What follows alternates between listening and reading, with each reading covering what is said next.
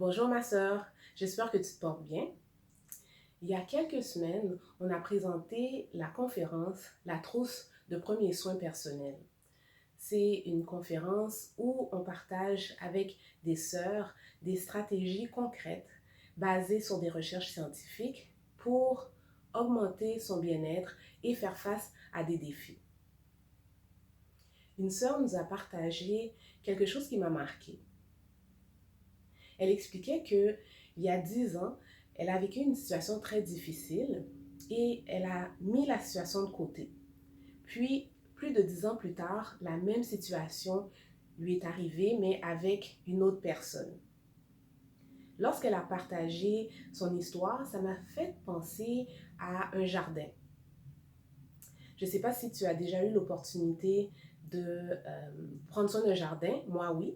Et la première fois que j'ai eu cette opportunité, mais j'ai planté les graines et je me suis attendue que les légumes poussent comme par magie.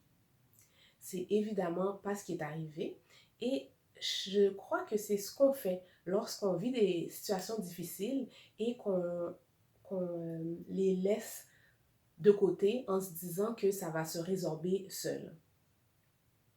Alors, je ne sais pas dans quelle saison tu es, je ne sais pas quel défi tu rencontres, si tu en rencontres au niveau professionnel, financier, personnel, dans tes relations avec tes proches ou de couple, eh bien, je voudrais te dire que tous ces défis sont selon moi des opportunités pour grandir spirituellement. Je dis souvent ça.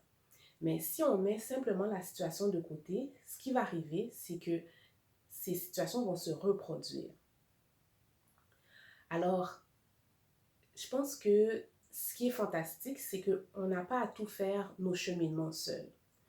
En ce sens, tu peux aller chercher un professionnel pour t'aider, que ça soit un psychologue, un sexologue, un psychiatre, peu importe.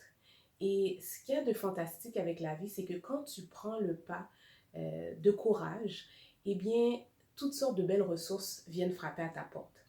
C'est ce qui m'est arrivé lorsque j'ai eu le besoin, j'ai senti le besoin d'avoir un thérapeute pour m'accompagner.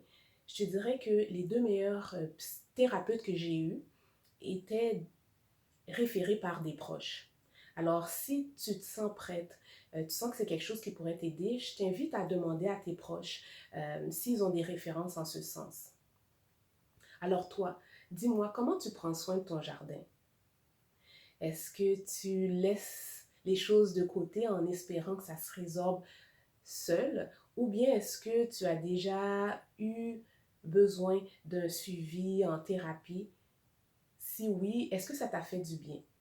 Je sais que c'est quelque chose de très tabou pour plusieurs personnes, mais les défis, tout le monde les rencontre. Et on n'a pas à y faire face seul. Alors, je t'encourage à prendre soin de toi, à te donner tout l'amour que tu mérites. À bientôt!